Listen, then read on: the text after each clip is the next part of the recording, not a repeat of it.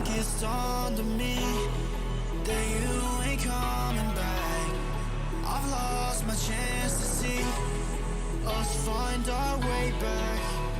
And in the end, amidst these trying times, I'll always try to find you. I'll lie to you to find the truth that you hold back. So stay with me. You know that I'll follow. I can't breathe. Together we'll fall apart. Just stay here right in my arms, and we'll start again. So stay with me.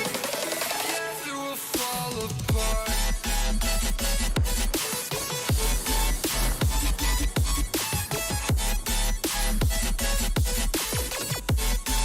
Together we'll fall apart.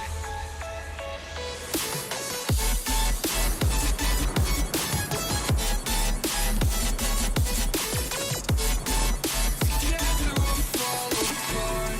We'll fall apart, I know that we're a mess. Then I know that you're trying your best. And you're calling me to over dramatically talk to me. And it's so funny, you're all I wanted. And I can't talk, want you out of my life, so say none. I'll wait for days if you ain't one. I'll say none.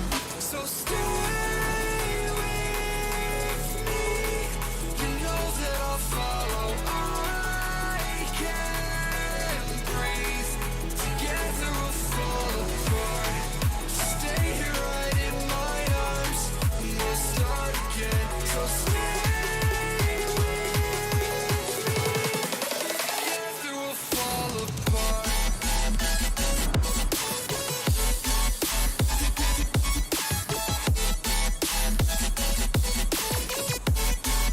Together we'll fall apart.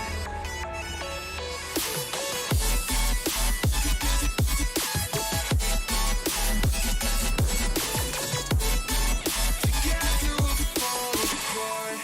Stay here right in my arms, and we'll start again. So stay with me. Together we'll fall apart.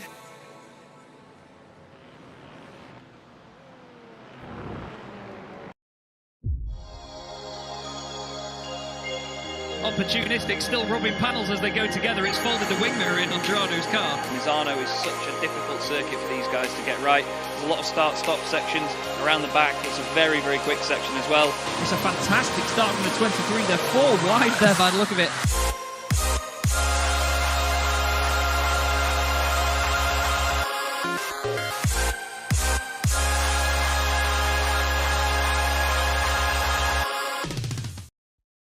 Racing isn't easy, but experiencing it is. iRacing puts you in the driver's seat with the industry's leading sim racing game. Drive on laser scan replicas of the greatest racing circuits from around the world. Go head-to-head against other drivers chosen by skill-based matchmaking to ensure competitive racing at every level. Compete across all your favorite series. In officially licensed cars, engineered to deliver the most accurate driving experience possible.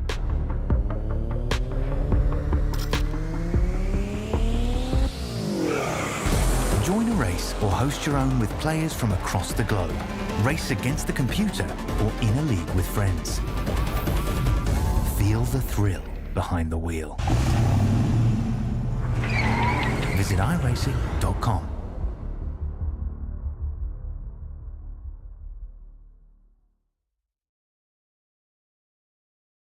Warning: the following video contains flashing imagery that may cause discomfort and/or seizures for those with photosensitive epilepsy. Viewer discretion is advised.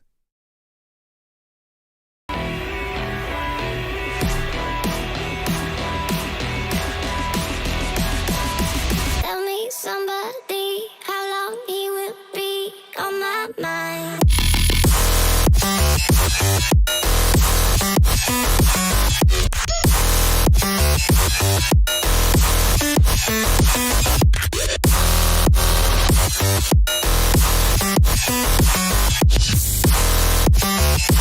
You will be on my mind.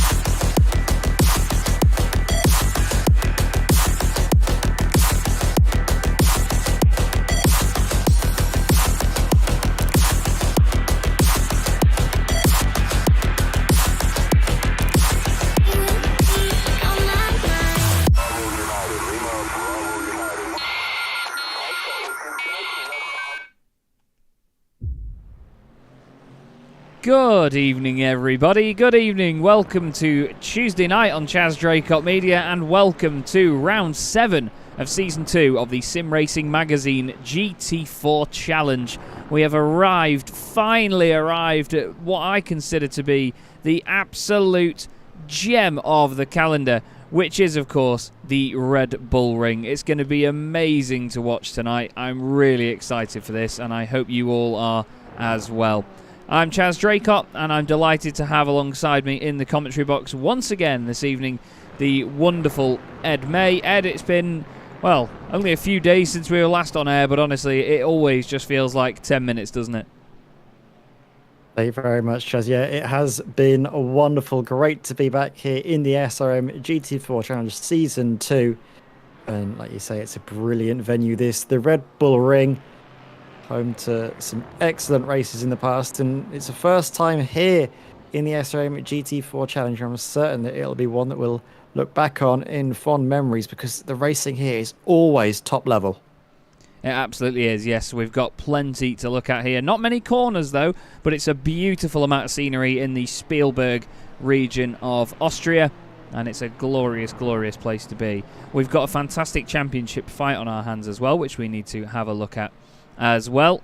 At the top of the pile, we have Lewis Ward, who is now only 7 points clear of Callum Brandt, who took his much-deserved first victory in the championship at the last round at the Hockenheimring. We had one hell of a race while we were there, and it was a lot of fun to watch. Callum Brandt then is second in the championship, 5 points clear of Simon Povey.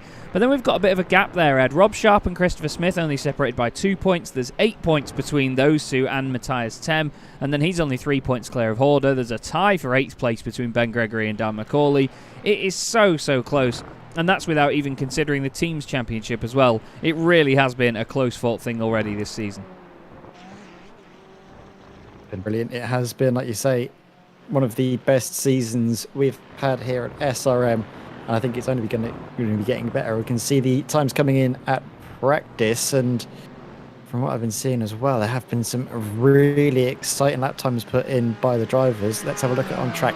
7 thousandths separating Callum Brandt and Simon Povey. I was speaking to you just before we came live, Chaz. I was doing a few practice laps, and the pace of Callum Brandt really did just knock me flat on our backside. It was unbelievable, and it's good to see that it wasn't just a flash in the pan. He's replicating that every single lap around this circuit. He really is. Now he's definitely dialed in with that Mercedes. I mean, if there was any doubt over it at the start of the season, he is really on form now. Now, as you see there, he's using a lot of curb on the way into turn 1, on the way through turn 1, maybe a little bit too much out of turn 1 and then into the barrier. But we are going to see drivers tonight using a lot of curb and a lot of the circuit. And most of them have been saying that it's going to be really tough this evening with off-tracks. Now, I wouldn't have thought, initially anyway, that it would have been that bad around here, but there's a lot of runoff for most of these corners, and so many places where you can really take the mick with the track limits. I think it's going to be who can survive the penalty system this evening, to be honest with you, and who can get the least amount of incidents, because we get 20 in this championship, and that gives drivers a drive through, and if they hit 30 they're instantly disqualified on the spot. So they really need to be careful of that magic 20, don't they? Because one bad pit stop we've seen so far can ruin a race, and if you've got to consider that you get a drive through penalty as well, that's just race over. It absolutely, it does have huge catastrophic consequences, especially, like you say, this late stage of the season. Just so excited to see what's going to happen in qualifying. Of course, the slipstream is so strong here at the Red Bull Ring. You're flat out for a lot of the lap. and that can help you all the way through here if you've got a teammate willing to back you up. And unfortunately, big news is that Simon Povey, currently second fastest, does not have that luxury. Gary Toole has put a message in the Discord wishing everybody luck, especially his teammate Simon, and judging by the pace, he might need just that little bit of fortune to get the better of the driver that is really on form. He won his first race victory last time out at Hockenheim. And as well, this man, or rather this man's teammate, Dan McCauley, currently on the road, but Lewis Ward is certainly trying to extend his advantage in the championship. Did drop back just a touch now. The other drivers can really sense that this is the time to get those big results and to make that last final charge for the crown. Yeah, absolutely. It's amazing how far we've got through the season already. 10 race meetings in this championship, and we are currently in the 7th of them at the moment. So right now, we're here at the Red Bull Ring. Next time, in a week's time, right at the end of January, we go to the Hungaro Ring, and then we head to Monza on the 7th of February, and then we will be pushing the season back by another week at the end, so we will not be racing on Valentine's Day as we previously discussed. We will be finishing the championship on the 21st of February at Catalonia, and it's great for us really, Ed, because it gives us an extra week just to build up the hype and get excited about it all, because it's going to be one hell of a finale if it carries on the way it's been. Absolutely, it has been just brilliant. Some of these races that we've had all season long have been stellar. They have been stunning, they've been brilliant, and you know what? I can't imagine that changing. Some of these drivers that we've had, not just at the top level, but all throughout the field, have treated us to some truly spectacular races. We have a little bit of a spectacular spin there from, I believe that was Ben Gregory, just on the exit of turn 3. Very tricky corner to get right, that turn 3, especially in these Aston Martins that we're just seeing. They're quite tricky at putting the power down, which we saw at Hockenheim, and I think especially here at the Red Bull Ring, that turn 3 is going to be a tricky one for him. Yeah, it certainly will be, and there was drivers in the Discord definitely saying that the Aston is not the car to be in tonight. It feels really horrible around this section of the course as well when you're going downhill, but then again, there were some drivers saying that that's just everything. That's every single car around here. You know, it does feel really, really miserable. And that's the thing with long corners, you know, when it's not a sharp sort of 90 right or 90 left or even a hairpin, you don't get that feeling of the car slowing down and suddenly like pushing its way out of the corner again. When it's a long sweeping corner, then you really feel every little movement and you feel every little error in the car's ways. We've got a new livery out there tonight for Tom Weston in the Team Sim Racing Community car. It's a much plainer livery than he was on before. It did have a metallic spec map on it at some point, but I don't think he's actually uploaded it, unfortunately. But he's still back out there in the new livery tonight, in 23rd place at the moment, ahead of Kim Such, Andrew Marston and Peter Brill. And of course, we've got Christopher Smith right inside that top 10 as well in the BMW. Now, he was a real star at Hockenheim as well, wasn't he, Ed? Because he was the best of the rest when it came to the BMWs. And, well, it seems like his Valentine's Day protest livery has worked. Yeah, it must have done it. It must have really struck a chord with all the drivers out on the circuit. He won over his fellow rivals, fellow racers. And you know what?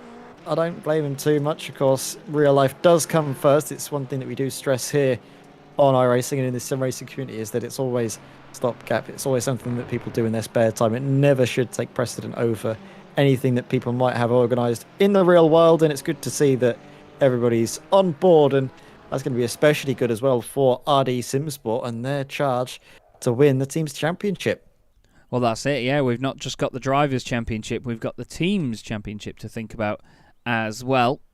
And everybody is going to be putting in their best, and we've got this fantastic fight at the moment between Apex Racing Academy and RD Simsport. Now you're going to see a couple of drivers wait around for the traffic to clear. Lewis Ward and Dan McCauley will be two of them. Simon Povey, you could see, was at the back of the pit lane a moment ago, ready to get going again. Jacob Money has said that he's going to either not qualify or just put a time in that puts him at the back of the field for this one. So we will expect to not see him out there on track. And the 15-minute qualifying session gets underway. There was a car further down the order that I did not recognise. Here it is. It's Mark Johnson. He's changed out of his, or what looks like he's changed out of his usual Aston Martin livery, the dark green, and he's gone for this sort of blue version of it. I think it's the 4 Horsemen TF Sport livery again that he used to run, but it still seems to have the spec map from the Aston Martin racing colours on it. So maybe we give the liveries a refresh and just see, because hopefully that will bring the spec map with it, because it's a good looking car, that is Mark's. So everyone's cars go white for a little moment, and we now wait to see when the first times come in on the board. But this is a hell of a circuit, isn't it, really, Ed? Because there's so many beautiful sights and sounds around this track on a race day, but the scenery is just on another level, isn't it? Yeah, sitting inside the wonderful Styrian Hills in Austria. It's not music that they will be alive with, it is the sound of engines roaring, and maybe a few panels banging later on in the day. But I hope for now that the qualifying will go to plan for all the drivers to get us started with what would be an amazing grid. You can already imagine it. Those front 3 will be as close as anything. Like Order as well will maybe be in with a shot of a good result like he has been doing all season long. All it's going to take, I think, for him to get a podium is just one of those front 3, just to drop off a little bit, have a bad race, get involved in an incident, and he's going to be able to get probably what is going to be his best result of the season, because he's looked like the driver that sort of fits nicely within that little gap, isn't it? Him and I believe I can't remember his Callum Brandt's teammate. All of a sudden, that's gone on Christopher Smith. They sort of fit nicely in that little gap between those front 3 drivers, and I think the rest of the field. Yeah, you're absolutely right. You know, they've got the pace to be up there with them, but just over the course of a race, it just hasn't quite come together to give them the result they would have wanted. Just looking to see who's doing purple sectors. Rob Sharp has done a purple sector 1. Callum Brandt has done a purple sector 2. Mike Horder still has the purple sector 3 for the first lap, of course. He was the first driver out of the pit lane, put in the fastest time around that sector, and really pushed on to make sure he was at the front of the queue. He's got a bit of a theme of doing this, as Mike Horder always does get to the front of the queue during qualifying. I think the cars behind him are Paul Goffin and then Stuart Clark in the BMW, McLaren and BMW respectively. Let's see how far out wide he goes. Now you can stay on that sort of outer curb through there and there as well and get away with it and not get an incident point, but I don't think we're going to get a massive amount of clean laps on the board first time round. Let's see. That's going to be key as well, as all about those clean-ups going through. First is Ben Gregory, the set of valid lap time, and it's not a bad one either. Mid 37 is a good lap time. That should see him inside the top 10 for a little while to go yet, as Christopher Smith then sets the second lap time. 25 seconds down on Ben Gregory. Tom Weston fits himself in between the pair of them. Simon Povey here is on for a cracker, but is it in the bounds of the circuit? Is it a valid lap time? Yes, it is. Wow. 1:36.7, very quickly into the 36s as well. That's probably what you'll need to get inside that top 5. So very good lap time there from Simon. Yeah, really good start to the session, that for Povey. Nearly 9/10 of a second clear of Ben Gregory. We just watched Ralph Mayer go across the line here. Paul Goffin has set a purple sector 1 on his current lap. What's his sector 2 going to look like in the SRM Racing Team A McLaren? It's just about to go now. It's not even a personal best round there, though. Mike Horder has done a personal best in sector 2, which funnily enough is the sector on the first lap that he didn't quite get up to scratch. We'll have to see what these guys do in terms of replacing those lap times as such. Great to hear and see these cars screaming their way down this part of the circuit. And then back across the start-finish line once again. Goffin then with that purple sector at the beginning. Horder goes second fastest. Stuart Clark goes fourth fastest. Ben Gregory improves as well. There's still no valid lap time from Paul Goffin. And we've got a good 15-16 cars that haven't, but there's a valid time for you, Ed. A 1:36.662 by Callum Brandt. Keeps saying he's quick around here, and he's proven me right every single lap he does around here. Here's the driver on form after a brilliant showing last week at Hockenheim. We said it was going to come to him, and now all of a sudden he's got it over the line. Can he get that little bit more? He'll need a little bit more if he's to beat Simon Povey, who's now gone on to provisional pole position. This this is ever so close, isn't it? He's had a little bit of help there from, well, two of the fastest cars in a straight line. That's exactly where you want to be if you're Simon Bovey, to get dragged along by those BMWs. This is going to serve him really nicely now. He is indeed. Let's see what the run's like on the exit. Look at the speed that he carries on the way in there. That's the number 55 machine just in front of him, which is being driven by Paul Gosling for Boosted Motorsport B. At the moment we have, what, 9 cars that do not have a valid time on the board. We've got Lewis Ward, importantly, Dan McCauley, Heinz Mayer, Rob Sharp, Jacob Money, who is sitting in the pit lane, Philip Hopley, John Roberts, Paul Goffin and Fausto Pinto. As there goes Philip Hopley putting his time on the board. He goes up to 13th position. Mike Horder is about to come back around and cross the line once more. Let's see what he can do. Hello everybody in the YouTube chat, the Facebook chat and Twitch as well, wherever you may be watching. Hope you're enjoying everything so far. Hope you're looking forward to another fantastic night of racing here in the Sim Racing Magazine GT4 Challenge. We've had a very, very fun season so far. Plenty of entertaining racing. And we hope that we will have just as good a race here once again. Dan McCauley's gone 5th fastest at the moment. Christopher Smith displaces him by 1,000th of a second. And we've got an off for Mark Johnson, unfortunately. He has to back the Aston Martin into the gravel further to get it out of the way. And then we'll get back on with it. We've got Lewis Ward just going past him there now. Lewis is about to complete what looks to be, actually, his first out lap. Strangely enough, it doesn't even say that he's completed a single lap yet. So Lewis will be going as quickly as he can into these final few moments of the session. Although I say that, we've just hit the halfway point. It feels like the session's already been and gone. But Lewis, he's now in the rhythm, and he's going to crack on with it, Ed. We know that he can pull blinding lap times out of nowhere. Do you think he can do that round here, though, with no teammate in front of him? Well, he'll have to be very brave in towards the Niki Lauda curve, the first corner of this circuit, and he's got that inch perfect. Just a couple of wheels over onto the sausage curb. You can do that. Any more than that, though, and it will be the validation of the lap. So he's got it pretty much nailed through the first corner. No slipstream to help him out there. That's going to hurt him all the way up in towards turn 3. Pick your breaking point just after the 100-metre board if you can. Turn in nice and late if you can, if you've got the rotation in the car. Sometimes the Aston Martins or understeer cars need to turn slightly early and hit the curb, whereas the McLaren doesn't like it too much around here. And down here, again, 100-metre board all the way down into the hill. Get yourself nicely hooked over onto the curb to power out up through the gears. You can use all the exit as well. Basically, don't scrub any speed. Open up the steering. Again here, between the 150 boards. Try and trail the car in, preserve the momentum and the speed through these downhill left-handers. Again, try and hook your wheels onto the curb, turning in nice and early. Gets that really nicely done as well, actually. This could be a good lap. He's not had any slipstream, which could be what might hurt him, might take him away from the front row, but this has been quite a comfortable lap by the looks of things for Lewis Ward. Tricky corners, you've got to turn in absolutely inch perfect, which he does. You can run wide of the mark, which you can do there, which he has done as well. And then final corner, maximise the run through perfectly within the lines. It's going to be a decent lap to get himself up on the board, this Lewis Ward. What will it be when he breaks the timing beam? 3rd fastest. Yeah, 136.778. Lovely description of the lap, Ed. Nicely done. And a good time by Lewis Ward, but you know that he's going to want more. We had Christopher Smith go 3rd fastest not long before that, actually, and he's now been pushed back into 4th place, so he would be lining up on the same side of the grid as his teammate if it is, or if it finishes as it is. John Barnes is inside the top 10 as well. Good to see the 777 Aston Martin back for Boosted Motorsport B.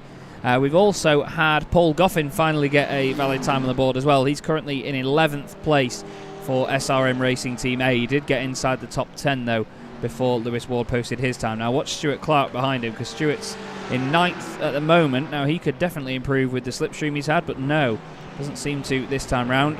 It's very easy to get held up in the corners here if he's close to the car in front with the slipstream, and it was actually being discussed in the Discord beforehand that the slipstream around here and in these cars in general isn't quite as strong as you'd expect. You would think they'd punch quite the hole in the air, these things, because they're quite bulbous cars. But no, that's not the case. Matthias Tem goes 5th fastest. Teammate and friend of yours, Ed, and he needs a nice clean meeting, doesn't he, to just get some more solid points on the board, because he's currently in 6th, so it's not the end of the world, but I think he just wants to be a little bit higher and probably best of the rest, really. Based on his pace, that's where he could be. Yeah, definitely best of the Aston Martins, I feel, because again, it's not a circuit that tends to favour this car's characteristics. You can see as well, it's just struggling for turning up at turn 3. Lewis Ward's been on a real corker of a lap. Wow. Is it enough for pole position? Yes, by half a tenth of a second. That is a really strong effort. And all of a sudden, Callum Brandt, who was looking fastest out on the circuit, finds himself on the second row of the grid, but he's only a tenth down. All it takes is to get a little bit of slipstream assistance, maybe from his teammate, which he might need to get that last little bit extra. His teammate, though, he could be a shot for a front row as well if he gets some slipstream, because he's all the way in 4th place, not miles away from the pace of those leaders. So this is still ever so close.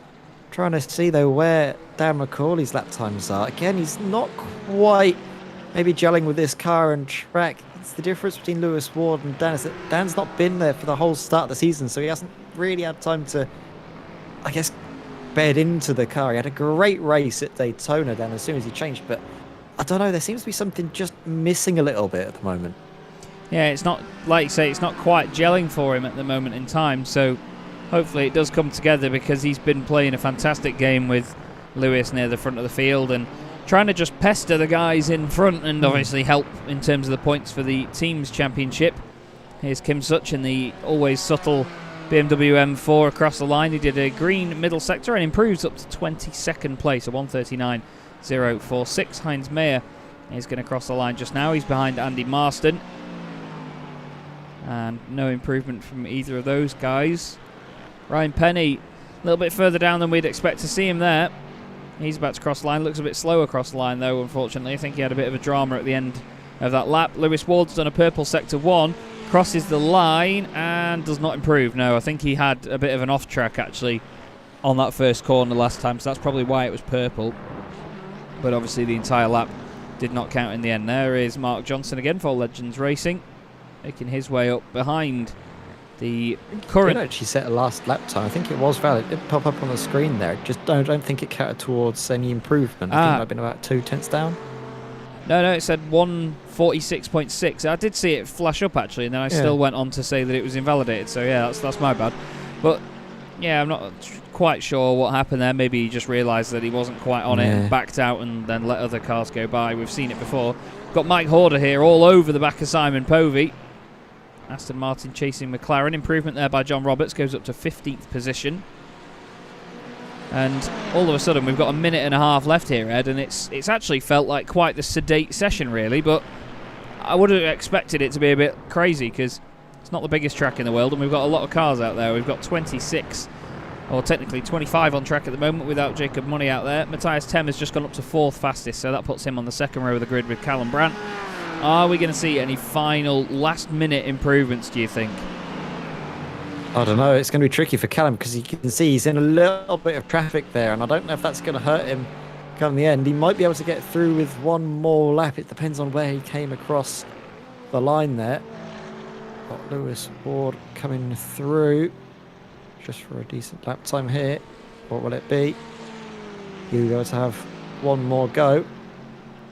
Race the time beam does not improve on his lap time, but again, consistently very quick in those 36s, which is what you need in terms of race pace. Mark as well there else. Oh, sorry, Chaz, go on. I was just going to say, Mark Johnson really jumped up the order there, went up into 8th position. A really strong improvement for him. Simon Povey's done a green middle sector here, so too is Mike Horder behind him. Are either of these guys going to jump up? You'd need a purple sector really to go faster than Lewis, wouldn't you?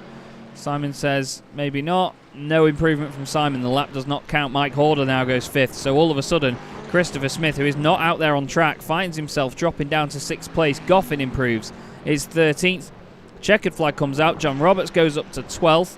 Rob Sutherland is going to be the next car across the line. Then there's a few more behind him. Pinto's backed out of his lap. Matthias Tem's got a green sector on his lap as well here, Ed. Could he improve and go up the order? Let's have a look. No, it doesn't seem like it counted. Dan McCauley, no green sectors on this lap either, unfortunately. Doesn't look like he's going to improve unless he has a demon final sector. He has a personal best one. Is that enough? Oh, wow, it is enough, yeah. Flipping heck, it really shows how much time he lost in that last sector on the previous lap, but he jumps onto the 3rd row of the grid. All of a sudden, Christopher Smith finds himself down in 7th. He was 4th a minute ago. I know, this is just outstanding, isn't it? How late these improvements come. The dire moments of qualifying. This is Lewis Ward. He's coming in for a bit of pit lane practice, which is going to be key because you are coming basically right through the second to last corner. You need to suddenly slam on the anchors on the exit to really get turned in time. We're going to see it here as well, I believe, from this Porsche.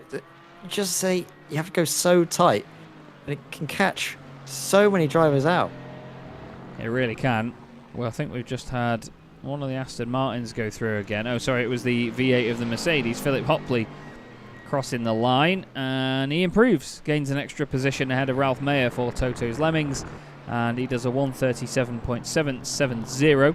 Simon Povey has crossed the line and remains second fastest, so it looks like out of nowhere almost, Lewis Ward is going to be the man to put it on pole as well. John Roberts has a hell of a moment at the last corner, provides a lot of entertainment for all the virtual fans in the crowd and for us as well. But unfortunately, that does not help his session. Callum Brandt is, well, he's not technically on a lap really because the session would have already finished when he crossed the line. So he's now going to bring it into the pits. And then Philip Hopley is going to do the same. Well then, lively stuff, Ed. Like I said, not the busiest session we've had, but still plenty of time swapping and changing. And the thing is, there's about, I don't know, 7 to 10 cars between, say, 4th to about 14th, 15th place. It could be in any order, really. I mean, it really could. There's so many drivers in this championship that are so quick. We never really know where to look in these sessions, do we? Or who to expect where. There's never any same order, is there? No, there isn't. It is just very much luck of the draw in terms of where you qualify, but Lewis Ward, there was nothing lucky about that. What a performance that was, Chaz, to go pole. Absolutely phenomenal stuff by Lewis Ward, and he takes pole position and a championship point for his troubles. Simon Povey will line up alongside him with Callum Brandt right behind. Matthias Tem joins him on row 2. Mike Horder and Dan McCauley make up row 3. Then we have Christopher Smith and Ben Gregory on row 4, and rounding out the top 10 we have Mark Johnson in 9th and John Barnes in 10th position. Rob Sharp will line up 11th. Watch out for Rob coming through the field. He currently sits 4th in the championship. John Roberts is in 12th place alongside him on row 6. Then we have Rob Sutherland and Paul Goffin on row 7. Stuart Clark down in 15th place alongside Philip Hopley. Ralph Mayer is then ahead of Fausto Pinto. Heinz Mayer is then alongside Paul Gosling, rounding out the top 20. Then we have Tom Weston from Team Sim Racing Community and Kim Such on row 11. Andrew Marston will line up 23rd ahead of Ryan Penny. And then on the back row of the grid we will have Peter Brill and Jacob Money, who did not set a lap time during qualifying. He's definitely going to be one to watch for this race. So there is our beautiful, very multicoloured field, Ed. I think we've been spoilt rotten with liveries this season. It's not something we've touched on too much in a sort of general sense. You know, we've said certain cars look nice or spoken about the different elements of certain liveries, but we've not really pointed out the fact that the whole field is a really good-looking field. We are very lucky. Yeah, we have been well and truly spoilt rotten, but I can tell you, I'll hope to see each one of those cars looking unblemished by the end, because the best racing is, of course, clean racing. We've had so many great rounds so far this season. I'd imagine it's going to stay the same. So here, with the amount of slipstream and all the dramas in towards turn 3, you can never be 100% certain. All of these drivers up at the front 3, the 3 championship protagonists as well, in, I believe, inverse order to how they finished on the podium last time out. It was Lewis Ward that finished in 3rd. Lion Povey was in 2nd, but Callum Brandt came home the eventual victor. Now all of a sudden, podium places have been reversed.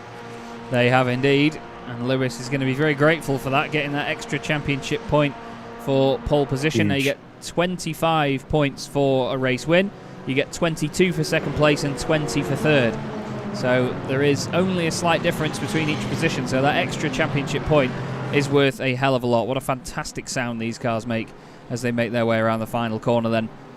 And they go down the hill, safety car goes in, the timer will reset on the left hand side, and all of a sudden Lewis Ward will put his foot down, and the 7th round of the Sim Racing Magazine GT4 Challenge is underway. That was a very tense start. Simon Povey and Lewis Ward absolutely together. Dan McCauley and Mike Horder ready to go from the third row of the grid. And Mike Horder's down the inside of all of them. 3 wide into turn 1. Is that going to work? Is there going to be contact between Horder and Povey? I thought there was. There was a car off at the back. Oh, there's multiple cars involved in a big incident at the back.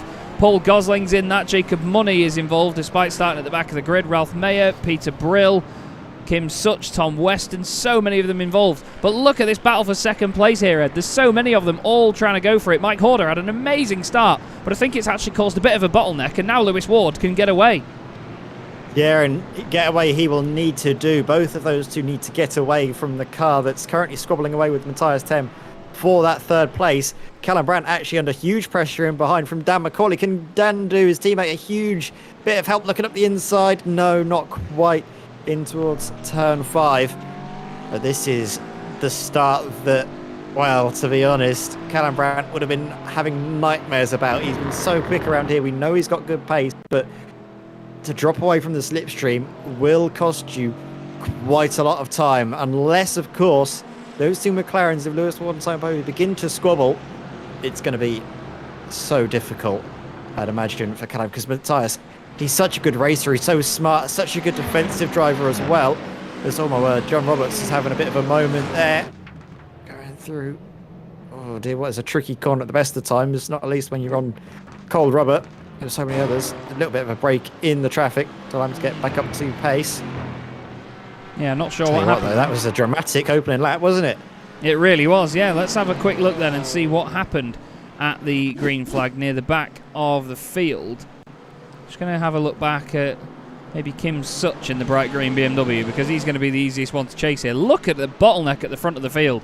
So one of the Toto's Lemmings cars doesn't get going. You've got Andy Marston down the inside. Kim's on the brakes. Ryan Penny's on his left. Oh, Ryan tries to squeeze around the outside, and it just affects so many of them.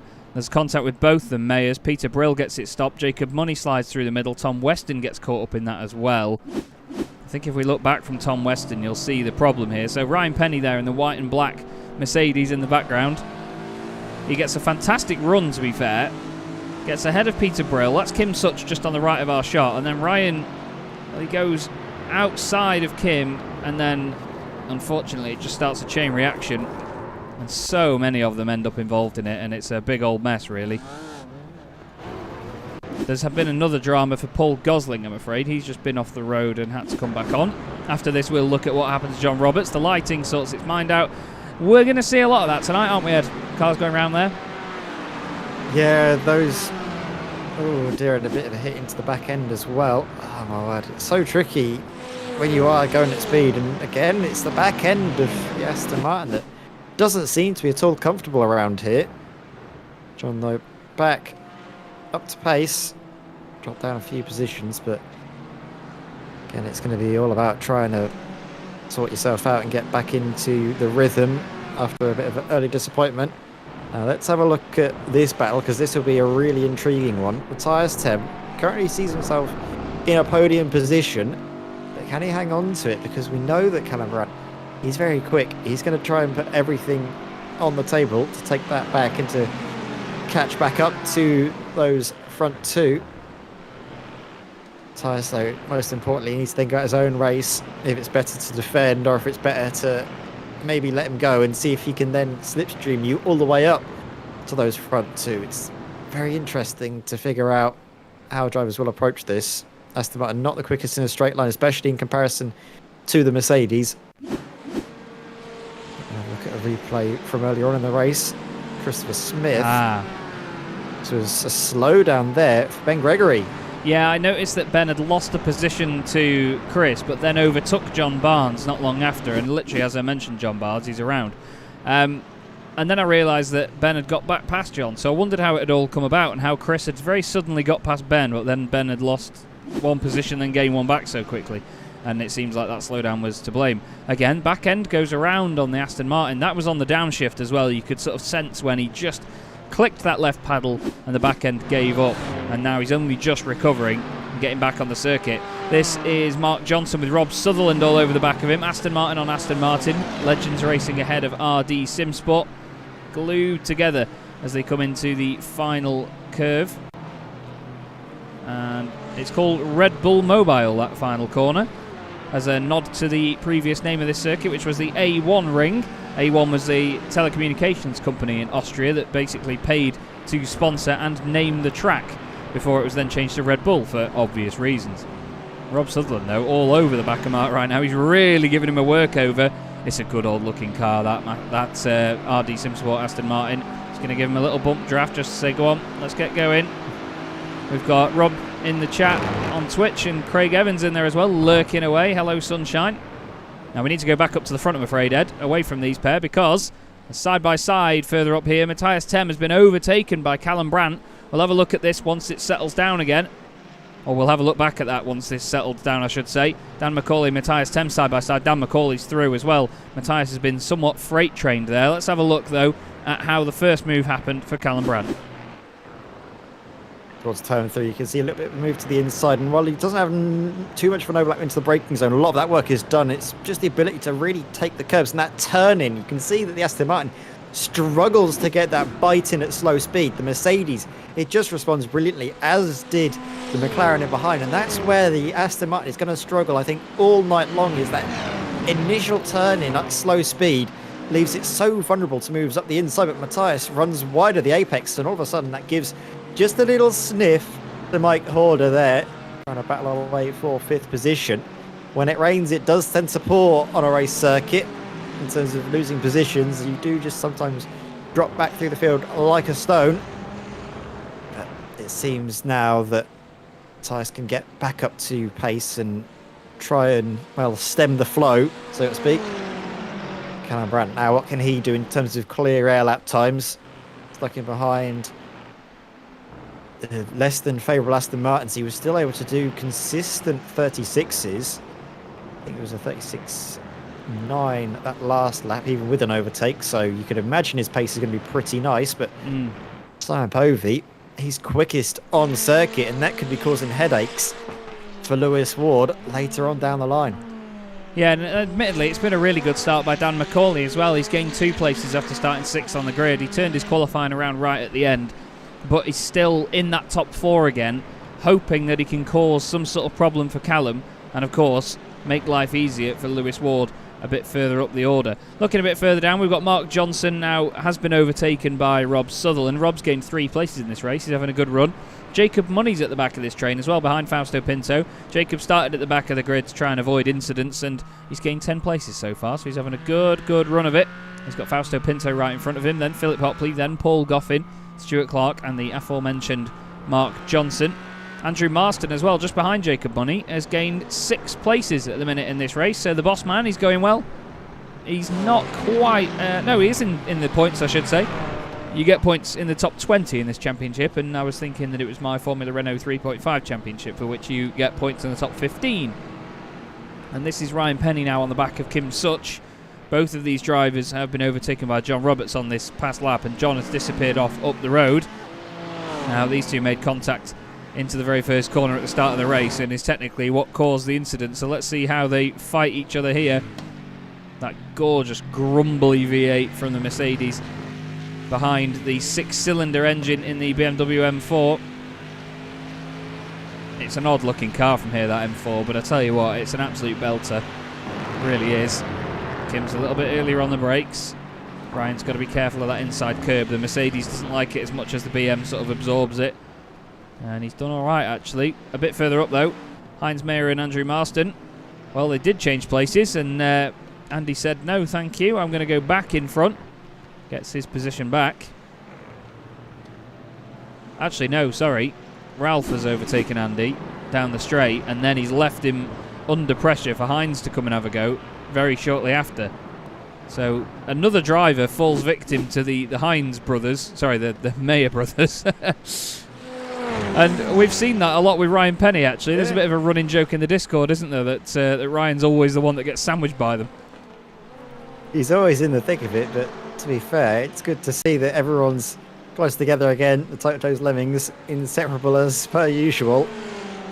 Having a look at the lap times coming through now. Callum Brandt's doing consistent 36s, as is Lewis Ward. Simon Povey again, quicker than anybody else. Callum's now taken a little bit of time out of Lewis Ward, just a 10th, but that can all add up. And towards the end of the race, there's still a long way to go, 50 minutes. Callum could try a little bit of a sneaky strategy to obviously get the advantage, because it worked for him last time out at Hockenheim. Played the strategy brilliantly and managed to come out ahead of a gaggle of cars that he was battling with to then see out the race victory. But you can imagine as well, with those 3 seconds back, he's not really going to be occupying the forefront of these two drivers' minds. They're going to be focused on one another. All the while, Callum Brandt can maybe do a bit of fuel saving, or maybe come in slightly earlier, or do something to extend his stint. And that can catch out those drivers really unawares. And speaking of catching people out unawares, Christopher Smith has been really muscled out by Mydas Tem. A little move up the inside, nothing untoward. There was no contact. It was just Mydas asserting his position on the circuit with the inside line, which he's entitled to. At the apex, of course. Oh my word, that was all kicked off there by Mydas. Actually, it was making him a defending. mistake out of turn 3. He actually, I think, loses the position, doesn't he? Because I think the BMW gets ahead into the braking zone. Yeah, he did, yeah. So Mydas decided to defend the inside line. Christopher went through, and then he tried to carry the speed around the outside. It didn't quite work. Mydas kept his nose down the inside, and just about there defended his position. But yeah, he unfortunately made the mistake not long before that and lost that place. Stuart Clark is side by side with Mark Johnson here into the second to last corner. They're really going to hold each other up there, and Paul Goffin might be able to take advantage when they come onto the start-finish straight. Around the final corner they go. I've just had a notification pop up, by the way, for a NVIDIA GeForce graphics driver update, and it's almost like it tries to really annoy you and get you to do it by the fact that the PC has started stuttering quite a bit now. So apologies if you are seeing the stutters on the stream. I'm not sure, because sometimes it is just at my end and it's actually alright when it goes out, but I apologise if it is. But this battle at the front now, Ed, to be fair, I'm not going to lie, no disrespect to Simon either, because we know how quick he is, but I honestly thought this was already done when Lewis had a decent gap in front of him. But Simon's one-lap pace, consistent one-lap pace, has just been brilliant at this point. And again, we've got this titanic battle between two of the very finest GT4 drivers you will ever find. That was the one thing I could never do, is this. What Simon's been able to do, that was why he had the edge over him, is because he was just so consistent. Lap upon lap, he could just pump out those times, and it took a lot for me to match him. I could beat him over the course of one lap, but to match him consistently, it just takes something else, and it was never really my strongest suit. I'm more of a hot lapper than a proper consistent longer style racer, as I think my performance is, to be fair, in the Formula Renault 3.5 has proven. I can do decent laps, but as soon as you ask me to do anything consistently, I will inevitably make a mistake and bin it. And again, it's just about putting those times in to really get that pressure onto the car ahead. And that's going to really start to, I think, frustrate and annoy Lewis Ward, because Lewis is going to be thinking, right, if you're this quick, either overtake me or slow down and drop back, because the one thing you don't want is a driver constantly filling your rearview mirror and just letting you know that they're saving fuel, and they're going to cause you all sorts of problems in those final 10 minutes. Yeah, absolutely. It's just showing Lewis, basically, that Simon's going to try and make the strategy work, as Lewis has done to Simon so many times before. You know, after Daytona, he was frustrated as Callum Brandt's off the road. Oh, so too is Mydas Tem. Both of them make the same mistake out of the right-hander, and both of them go headfirst into the wall and damage the car. Now, how much is that going to affect his car in the long run? Mydas Tem still doing a 14-point turn, Austin Powers style, to get out. But big news is that Callum Brandt has hit the wall hard. And is the car going to feel like death? I imagine it will do. It's front-engined is the Mercedes, so he's lucky he's not had any sort of engine damage. But let's have a look, Ed, at how he did that. Innocent mistake to make, though. Just on the exit curb, just a wheel onto the sausage. Yeah, but that just unsettles the car, spins around. He's been pushing so hard, and it's not a slow speed impact either. There's a decent rate of knots that he was taking at that barrier. He set a personal best in that last lap, so he was pushing. He took 2/10 out of Lewis Ward. But again, you run the risk, as soon as you find yourself out of position, you can just make more and more mistakes. I think he might be coming into the pits, maybe not at this lap, but probably sooner rather than later, you would imagine. And that could give a bit more breathing room, because Dan McCauley's probably fed that information to Lewis if he didn't know that his main rival has had a mistake, a big one at that. And that's going to get a bit more of a sigh of relief. The pace has already slightly dropped now. Lap times from Simon Povey and Lewis Ward about 2/10, 3. It's about 4/10 off of what Lewis Ward was doing earlier and about 5/10 off what Simon was doing before as well. So they're starting to back the pace up. They don't need to push too hard and they can just start to manage their own races. And I think they're basically got an unspoken thing now, right? Let's work together here. We don't want to try anything silly. As oh my word, another big moment. I mean, Brendan Gregory's just not been able to catch a break, and I think he's taken a quick trip into the pits. I think something happened to his wheel there, you know. Yeah, there was an issue It with looked like a screen froze. Yeah, because it just carried on turning right. If we look at that again, just look at his wheel. So he's turning in, and now he'd straighten up. And it was still on the throttle, and he changed up, and as soon as he hits the wall, look at that, it goes completely straight as well. As soon as he hits the wall from that onboard, it goes to just dead level. So there must have been something going on with his hardware. He might have just had a disconnect, you know. He's just said in the YouTube chat that his screen froze, unfortunately, and well, the car now sits in the pit lane. That's a real shame for Ben Gregory because he was still going strong, as he often does inside the top 10. I'll tell you who's having a really good race right now. There's a few of them, actually. Just in the outer fringes of the top 10, we've got Rob Sharp, who's gained 4 spots from where he started. Rob Sutherland has gained 5 spots from where he started. He's having a good run up there in 8th. And Stuart Clark is in 9th position after gaining 6 places. Jacob Money's up to 12th. He started 26th on the grid at the very back, and he's having a really good drive through the field. Fair play to him. I did doubt whether any drivers could really come through the field that far. We know that there's a big spread of talent in the field, and sometimes you may consider some of the drivers a bit further down, especially when you're at Jacob's pace. You know, you could see them as easy pickings potentially, but you've still got to actually get out there and overtake them, and that obviously compromises your own lap times and so on. But he's doing a really solid job, and he could very well get a top 10 here if the attrition rate carries on. Yeah, I mean, absolutely. His pace is still very good as well relative to those ahead of him. He's about 3 or so tenths up on them on a consistent lap-by-lap basis, so we're going to see what can happen for Jacob Money. It's by no means a surefire thing, but a top 10 is looking certainly on the cards. He's just got to play his hand absolutely perfectly to get that result. Look at this though, Christopher Smith, he's been putting in so much time on the road. In fact, all the RD Sport drivers have, and I mean, huge shout out from my end has been Rob Sutherland. He's been doing so much practice time, and it's something that I absolutely love when you notice a driver that puts in that effort and they're getting their rewards for it, because Rob has been having a brilliant race up until now. I don't like to pick favourites, but as soon as as a commentator, when you know that drivers put in a lot of effort to their races and you see him get a good result, you can't help but be pleased for him. Oh, absolutely. And Rob's a really nice guy as well. He's a really good laugh, to be fair, and he gets involved with everyone in the Discord, and he's always there just poking the fire a bit, just having a bit of fun with it, you know. He messages me quite often as well, and he's just really involved in it all, and he's properly got into the spirit of it. And to be fair, each of the drivers has as well. Callum Brandt isn't as active as the other two, but still, when he is, you know, it's always a positive experience to just socialise with these drivers, whether it be online or not, you know. It's just great.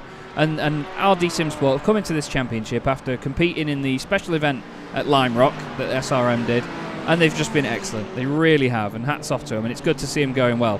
We've got a hell of a train further down the order here, by the way. We've got John Barnes and Paul Gosling in the boosted cars at the back. Watching now, Tom Weston, Kim Such and Ryan Penny have a good old ding-dong in the field.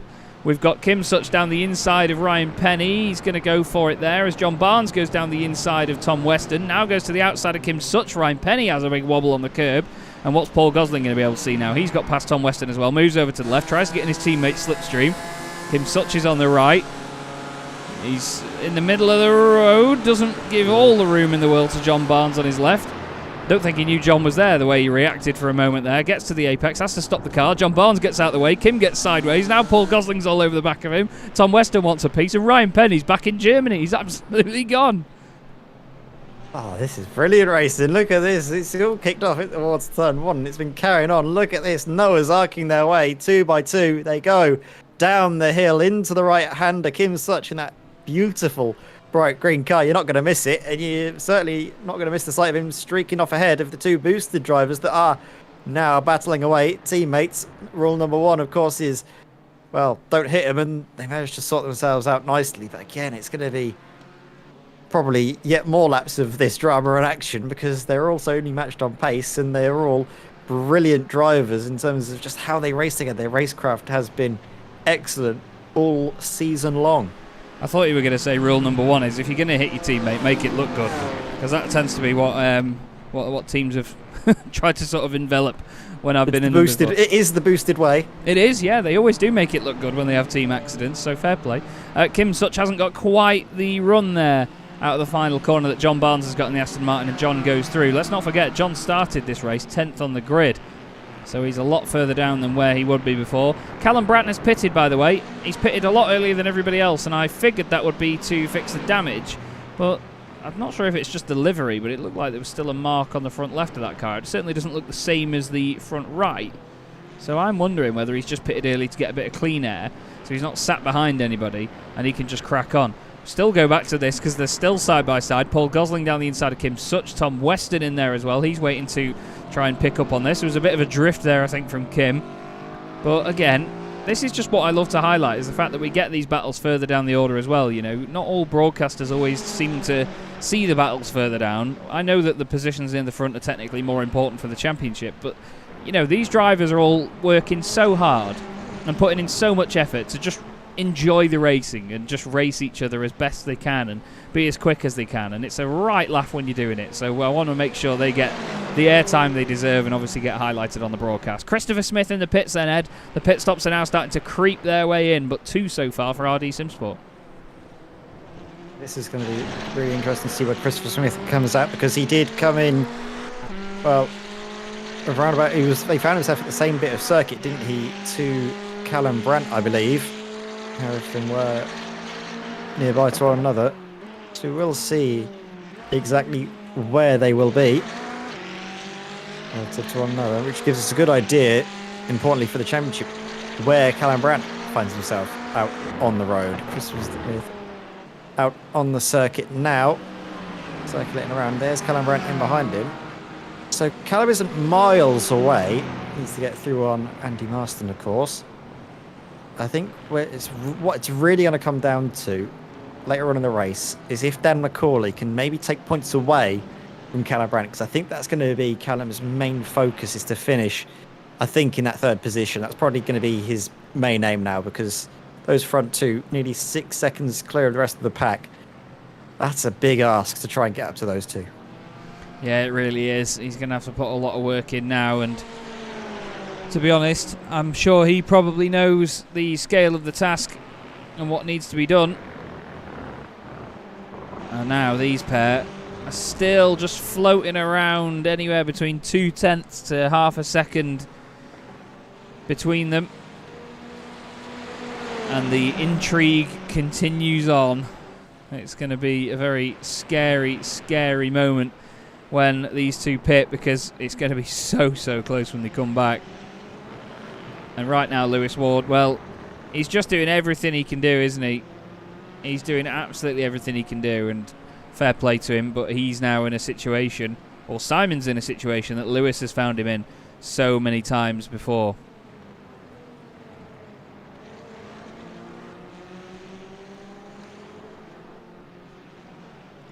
Just waiting now to see if there's any further pit stops. John Barnes is coming in the Aston Martin. We've then got Mark Johnson and Stuart Clark still close together on circuit as well. But nobody else pitting just yet. If I show you the pit stops on the left-hand side of the screen, you'll see that the highest placed driver that's pitted so far is Christopher Smith, and he's just making his way through more traffic now, getting ahead of Heinz Mayer. He's got John Roberts in front of him as well. Aston Martin, BMW and Mercedes in this little trio. And the move is on for the lead, effectively, as Lewis Ward comes into the pits and Simon Povey continues. Now, Simon's going to have been able to save a bit of fuel at this point, and that can make all the difference when it comes to the end of the race. We've seen that before, and now it's car 1, P1 for the time being as Lewis Ward heads to the pits.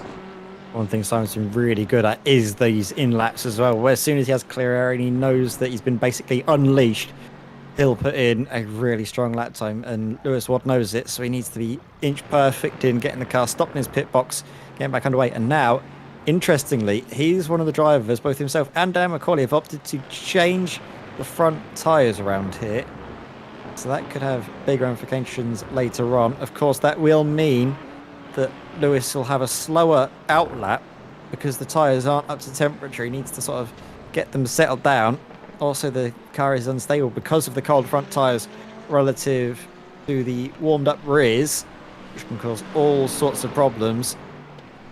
So I will imagine Simon Povey will find himself out of the pits in the lead of the race, but it all comes down to if Simon has decided to take tyres, if he's going to be able to be in a good position come the end of the race. He won't really be able to know what those cars around him have been doing, unless, of course, he's listening to the stream and getting some information from us, which is what I used to do. I used to like to listen in, find out what everyone else around me was doing, if I didn't have a teammate nearby to help me out. Give us a flash of lights if you can hear us, Simon. No, he's dialed in. Look at him, focused as anything, coming into the pits now. Big moment in the race, this, Chaz. It really is, yeah, and I think, to be fair, we were going to talk about the compromise at this point in the race with the tyres. So, like you say, a bit of a slower outlap potentially for Lewis or for Dan for changing tyres. But think about what you gain in the long run. That's a scary moment when you don't know whether the cars are going to go through one another or not. Wow. As Kim Such comes back out of the pit lane there. Simon blinks in and out and is all of a sudden out of the race. Can he? No, he's not. What? My word. No. He's disconnected. Simon Povey is out of round 7 of the Sim Racing Magazine GT4 Challenge. I don't believe it. He's gone to hibernate. The hog has gone to hibernate. The hedgehog. No, not the hedgehog. What's happened? Both of the hedgehogs have gone into hibernation. I thought... Goodness me. Spring's just around the corner, boys. Wake up. Goodness me. Now, I'm not sure whether that could be something outside of the sim, outside of the rig, something that's gone on. I don't know, but yeah, he seems to have pulled over now. The time is nigh, and that's that. So we'll wait and see if we get an explanation, but for now, that is music to Lewis Ward's ears that Simon will now be out of the race. He is actually typing in the Discord as we speak, obviously, if it is a broadcastable phrase, I will tell you. This is Rob Sharp going past Rob Sutherland. 5 and 6 places gained each, or respectively, I should say, for these drivers. And like you say, Rob Sutherland putting in a hell of a lot of hard work to get his pace up and get quicker. And he's done fantastically well so far, from 13th on the grid, inside the top 10 now.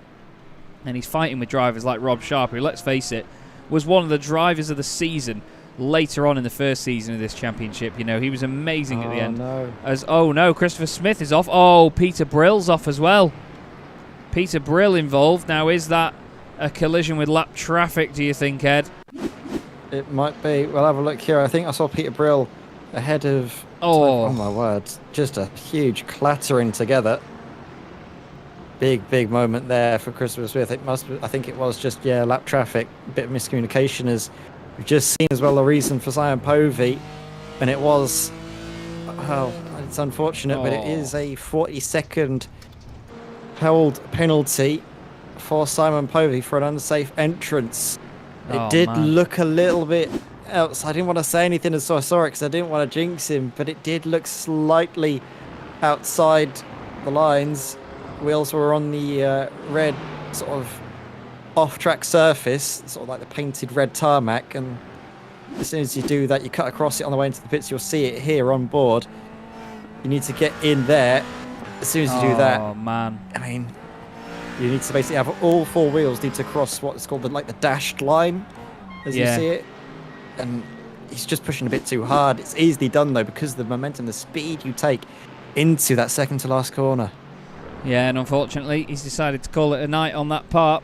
That would be a very frustrating moment, though. You can understand the frustration, of course, at that point. That's absolutely devastating for Simon Povey. It was all going so well up to that point. You know, he got away from the group that was battling for second. He then disappeared off up the road, chased after Lewis Ward, put all the time in to go after him. And then, unfortunately, that penalty has, well, brought an end to his race, effectively. And now, Rob Sutherland has got past Rob Sharp. And, well, again, Rob here showing us just how quick he is. And he's put some fantastic time in to get to this pace. And, well, it's certainly paying off. It's gelling well for him tonight. So now that means that Mike Horder is currently in second place in this race, with Dan McCauley right behind him in third. But importantly, both the Apex Racing Academy cars are ahead of the RD SimSport cars, but somehow Callum Brandt is back up to 4th place after that incident earlier, and Matthias Tem is back up into 8th. The two of them have recovered beautifully from that incident, or both of those incidents that they had. Yeah, I mean, I did say though, didn't we, Chaz, at the start of the broadcast, Mike Horder, all he is one poor little moment, one sort of incident from cars ahead to find himself in with a shot of a podium. All of a sudden, it's been happening to 2 of those cars, and now he's in a brilliant spot to try and get what will be his best result of the season. I believe his first podium of the season as well. Yeah, I'm just trying to get the points up right now, actually, to have a quick look and just check, because I'm pretty sure, I think he might have had a podium at Sebring. Yes, he finished third at Sebring. So he had a podium, but if he does finish in 2nd, then it would be his best result. On the flip side, though, for our friends at Apex Racing Academy, it would be brilliant to see them get a 1-2, which would be the first Team 1-2, I think, ever in the championship, would it not? I remember now if ever I've finished a 1-2. Didn't you and Andy finish 1-2? I think me and Andy had a 1-2 before in the first season. I can't remember what round it was, though. It might have been... Part of me thinks it might have been Zandvoort, but I can't quite remember. So you were car 107 and he was 25. I'll have a look. Yes, Zandvoort. 107 and 25. It was the first thing that I looked at. You were also on the front row of the grid for a couple of occasions as well. So, yeah, it won't be the first ever Team 1-2 that we've seen in the championship. Thank you, Ed. But at the same time, it would be great to see it. Once again, it's always nice when you get a team that's working really well together like that. Here's this great battle between Rob Sharp and Rob Sutherland. I'm loving watching this. Absolutely loving it. As Dan McCauley has gone past Mike Horder for that 2nd place. He's heard me warbling on and he's thought, I'll show you a Team 1-2. Watch this. But still, this goes on.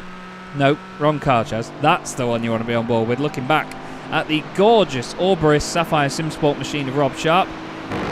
Hard onto the brakes, loudest curb in the world. Look at the Porsche on the brakes. You mentioned it a few times this season, Ed.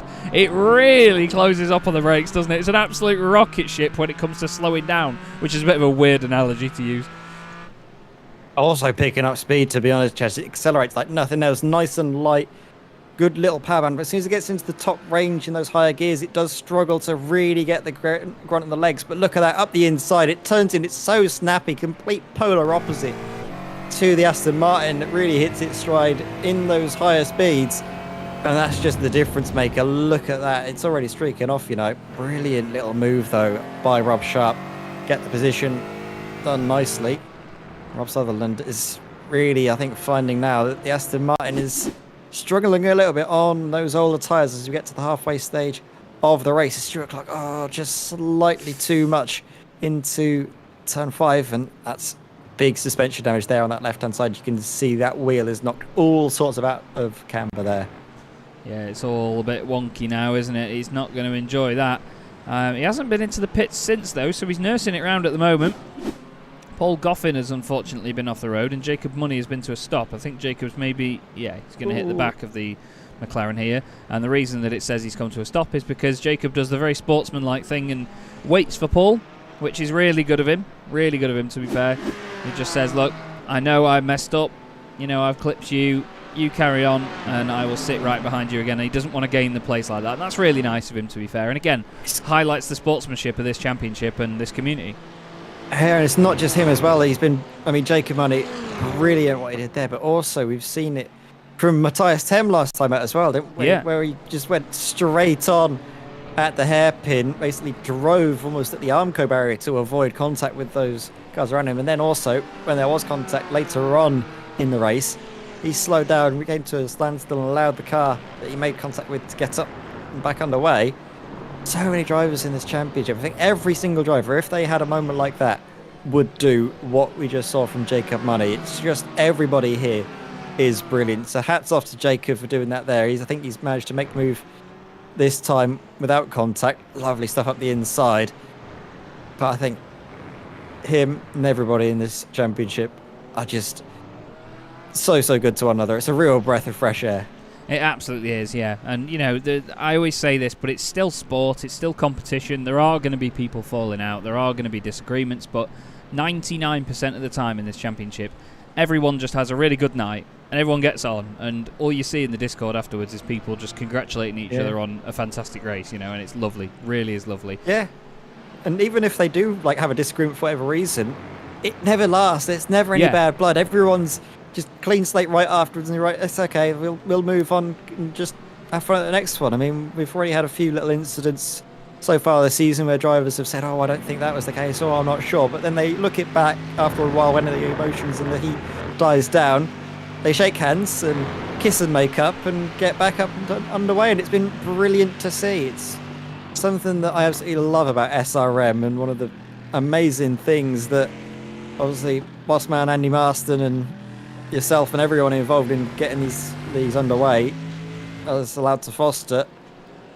And of course, it is probably why I think the SRM, try not to be biased, but of course I've really enjoyed so much of my time here that it's possible for me not to be, but it is probably one of the best communities on iRacing at the moment.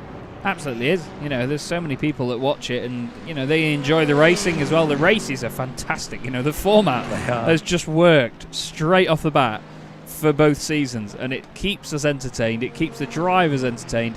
They get the beautiful lighting as well. Actually, I want to go on board with one of these cars here. If we go on board with Rob Sharp now in the Orris Sapphire Simsport car, just watch the lighting as you come around this final corner here. You've got the sun setting over the hills, the Styrian Mountains in the background here of the Red Bull Ring, and just look at the sun glinting off the circuit in the front of the car. Look at that. It's absolutely gorgeous here at the Red Bull Ring.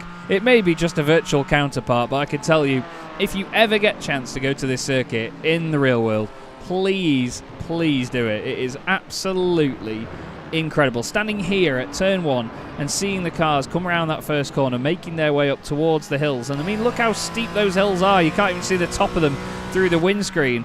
You can't even see the top of them when you go on the external camera either. They are so steep. You can even see this corner here, which is classified as turn 3. You can see this apex from inside the paddock, even if you stood next to one of the trucks. It is that steep. It's amazing. Anyway, away from me falling in love with Austria. Beautiful circuit though, isn't it, Oh, Chaz? God, I mean, yeah. the mountainside, the whole vista, it's like you're inside a natural coliseum. Yeah, it just is. The way it walls you on the outside all the way around, and it's just... It is one of the circuits that's probably bucket list to go to. Part of me really does, of course, want to go to probably the F1 GP around here, or maybe if future holds for it, maybe around a Clio Cups. See if I can bump into you at one stage or another, because I tell you what, mate, it's a beautiful circuit, and the racing is, like I said at the start of it, always top level. And I mean, tonight it's translated beautifully into the sim. We've had some excellent battles, and the field is still close all the way down in the midfield. Dan McCauley has not been able to get away from Mike Horder up for third place, or the battle for what is second place.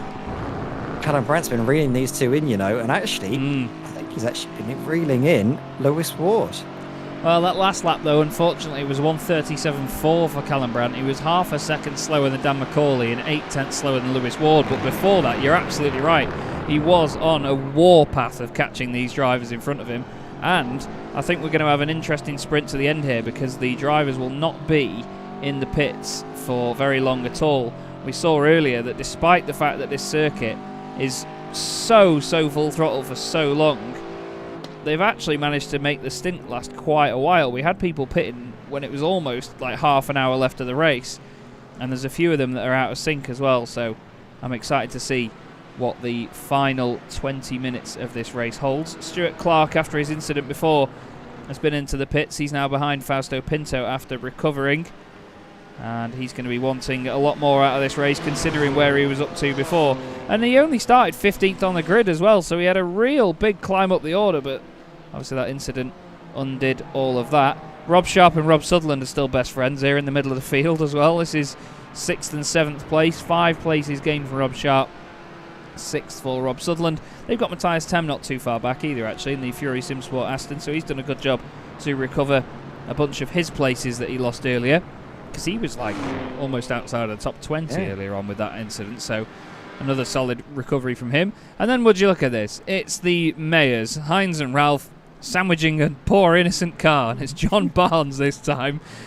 There have been allegations that these two wait for each other and stick around on circuit, but they are genuinely that identical in their lap times and their pace overall that they just always end up near one another on the circuit. And even in the championship standings, I think they were only a couple of points different from each other at the end of last season as well. It's just an ongoing funny situation, this, that some of these poor drivers in the championship, they love the championship, but at some point everybody gets swallowed up by this sort of ongoing battle that the mayors have between themselves. I know, but it's brilliant to watch. It's probably one of my favourite stories of the whole championship, bar the, of course, the battle for the lead. But this little Maya scrap is great, not just because of their teammates, but also because they're related. It's just everything you could want for it. It's a good little storyline, and of course they're so evenly matched on pace. It's difficult to imagine which way it's going to go. I mean, Mydas getting a lovely little run there as John Barnes finds himself all sorts of out of shape, and now around the outside through sort of kink of turn 2 up towards turn 3 here. Again, we're going to see now the Aston Martin is going to struggle here at slow speed. Mercedes, it just can turn in that a little bit later and the power down nicer as well. It's where John Barnes has been struggling all race long. Every single Aston Martin has not been having a good time through that corner, to be fair. I didn't mean to sound like I was laughing at John Barnes, by the way, but it was just the fact that he needs to push, he needs to make these moves, he needs to go for a send to get away from these pair. But all he's done in doing so is he fluffed up turn 1 a little bit, and now he's suddenly under attack again, and he's got to start again. It's just I'm sorry, John, it's not just because it's you, but it's just a funny scenario, it really is. We've got cars back in the pits, by the way, now, Ed, and we've got a bit of a drag race going on. There you go, yep, Rob Sutherland comes to a stop in his pit box. Size 10 will not be too long before he stops in his. This is going to be intriguing to see where the field goes past. There's Jacob Money. After getting ahead, actually, I believe, of Paul Goffin. Hasn't really been able to break away. He's still got the SRM Racing Team A car for company. Trying to close up to his teammate as well. Oh my word, that was a little bit close. But Matthias Tem actually did jump ahead there of Rob Sutherland in the pits. Their pit stationary time was relatively similar, but Matthias Tem was from entrance to exit 2 seconds quicker, or well, 1.5 seconds by the looks of things. Yeah, Matthias was not messing about there, was he? And we've seen that this season. You know, he's not one of these drivers that leaves anything on the table, and it's what makes him so entertaining to have around in the championship. And he was really, really not leaving anything on the table there. He said, no, thank you. Let's just see if we can get a better shot of that. So this is the moment he leaves the pits. You'll see Rob Sutherland come up alongside him. And fair play to both of them, because they managed to find a gap that was big enough for 2 Aston Martins there, and the cars will not go through each other at that point. So that was pretty terrifying, I imagine, but Rob decides that discretion is the better part of valour and backs out of it. Yeah, as RD Simspot stablemate Christopher Smith now comes into the pit box. Comes to a stop as well. Looking at the lap times as well. Callum Brandt has been able to take time out of Lewis Ward that last lap. 6/10. Yeah. I mean, it's still a decent way to go in the race. It favours Lewis Ward because Callum Brandt not only needs to get through Mike Calder, also needs to get through his teammate Dan McCauley. So it does look like it's Lewis Ward's sort of position to hold on to, race to win. However, I don't know if Dan McCauley can hold off for the 15 minutes that remain. Yeah, indeed. It's certainly a really good battle now to have the 3 of them separated by about 1.2 seconds. Christopher Smith has got past Philip Hopley. Philip's having a good race, to be fair. I don't think he's done 2 stops, though. No, he's not. But still, he's having a good run of it at the minute. Inside the top 10. Very under the radar again. But still, we're going to keep our eye on this. Callum Brandt goes in early, so he tries to get the undercut on these pair. He's going to wait. He's not going to get any slipstream, of course, so he's not been with them long enough to get any slipstream from them and really benefit from it or fuel save, but we know that his pace towards the end of the race is really good. He's going to be praying now that Mike Horder in this gorgeous boosted SimSport Aston Martin can keep Dan McCauley busy enough to sort of slow him down, or at least just mess with him, get in his head a bit, and just help Callum out in the long run, because if these two start scrapping away, then Callum's definitely on for second place here, and that is not what Lewis Ward would want to see, because he's going to hope that this opportunity takes a lot more points out of Callum than that. Yeah, 100%. I think still, actually, if we look at the way the last 2 rounds have gone, I think it was, what was the halfway point of the season? It was Spa, wasn't it? In Spa, the halfway point of the season, even if Lewis Ward was to win and get pole position, he's still had a net loss of points to Callum Brandt if Callum Brandt finishes in second place. Of course, he can afford to have that loss of points because of the advantage he accrued from the early point of the season, but that might still be a factor, because we do have still plenty of time to go in this championship for things to maybe unravel just slightly for Lewis Ward. It's a lot easier, I think, to lead than it is to chase, because by chasing you put yourself under a lot more pressure. You need to get it right every single time. But leading, it has its own pitfalls and things you might slip up into. We've got Mike Horder just coming into the pits now. The Aston Martin comes in, and the McLaren of Dan McCauley continues on. They both went past Kim Such on that lap as well. Looking at the championship as well, actually, Ed, we've got 78 points available after this round of the championship. As of right now, there are still, well, if you take another, how many would it be now? We'd have 104 points available at this point. That takes you down to 18th place in the championship. Jacob Money is 104 points off Lewis Ward coming into this round. So right now we have 18 cars still in a mathematical chance of winning the championship. Yes, you can argue that realistically we know the drivers that are going to be up there at the front, but still, it's very, very mathematically open for a lot of them. And Callum Brandt has jumped Mike Horder by quite a distance. Look at that. Mark Johnson in there as well now. He's not done 2 pit stops, but he could certainly do some of the guys right near the front of the field a favour if he gets in Mike Horder's way now. Yeah, he certainly could do. Let's have a little look at all of this unfolding as Mike Horder now under huge pressure up the inside. Again, these 2 Aston Martins, you can just see both of them. They can't put the power down from that slow speed corner. They can't get the rotation into it, but because they're in the same car, it doesn't really hamper one more than the other. Down the inside now, this is where the Aston starts to come alive, is through these corners where you can sort of trail it in and carry the momentum through. Now Mike Horder with the inside line, powering his way to get the outside. I think he will need to just concede the corner. Number 11 parks it on the apex nicely there. Mark Johnson, Legends Racing, is likely to go into the pits, well, relatively soon, you would imagine. So Mike doesn't necessarily need to fight this one too hard. We'll be losing time all throughout this battle as Dan McCauley is in the pits. He is stationary as well. Mike Horder's desperate to go up the inside, find a position, and that could be what costs him a chance for second place. We'll have a look. Where is Dan McCauley? He's currently on his way out. Tight line though will compromise him all the way through in towards turn 3. But look, he's got so much time and space, it doesn't matter. Wow. Look at how far out he is ahead. He's done this absolutely brilliantly. He was in the pits for 6 seconds less from start to finish than Mike Horder. Mike took on just under 18 seconds worth of fuel.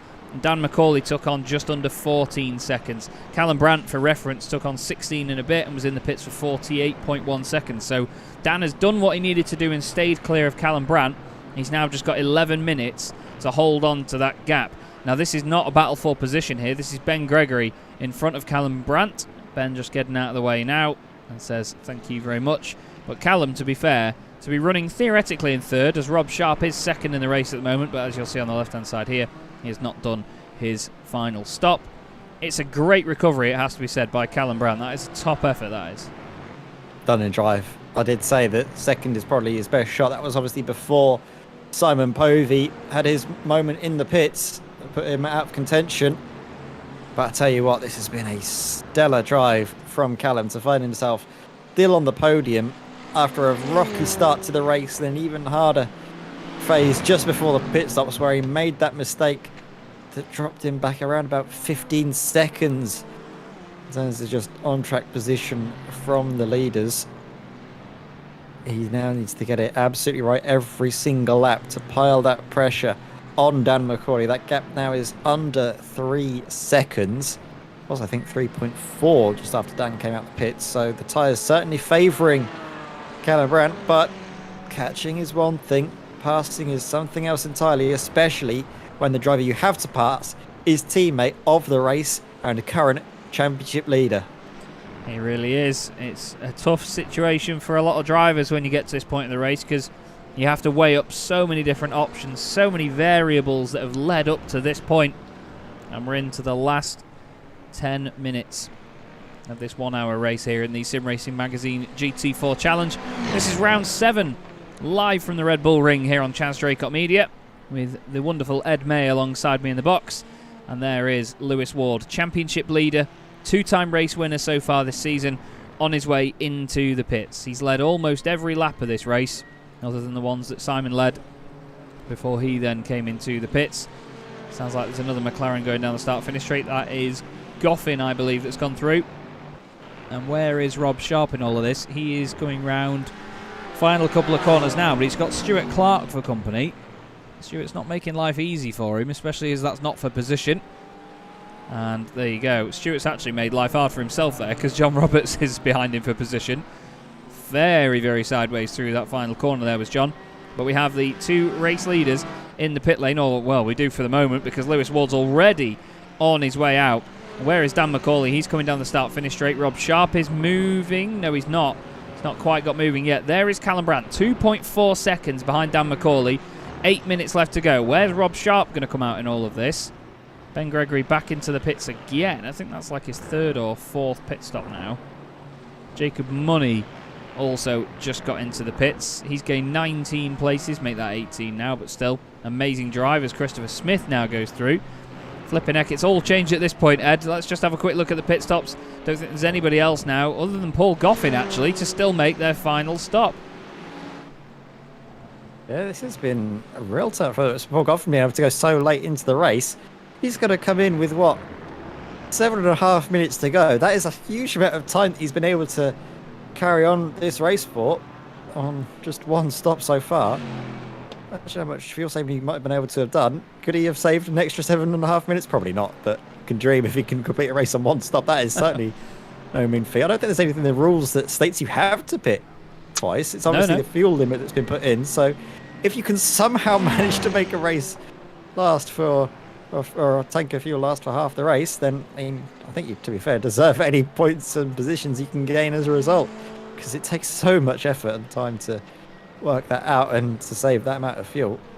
Callum Brandt closing down now, 2 seconds back from Dan McCauley. This is getting very close for 2nd place. 7 minutes to go, 2 seconds the gap.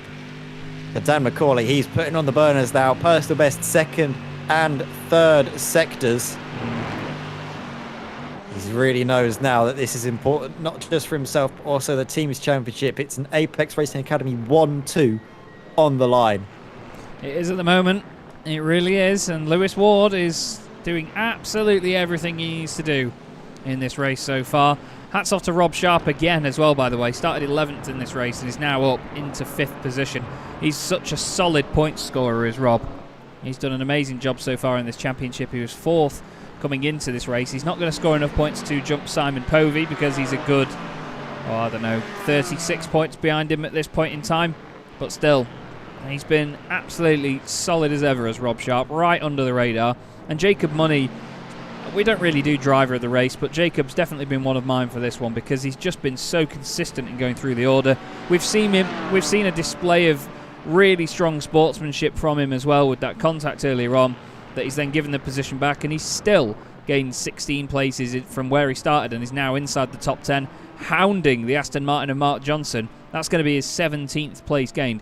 What a drive this is by Jacob Money. Fair effort. And good for Philip Hopley as well, just outside the top 10 actually. Yeah, really good. I was just having a look though as well, Chaz, and I don't know if you've got this the same on your end, but I've just seen Callum Brandt has gone up to 20 off tracks, and I believe the limit is 20 before you get a penalty.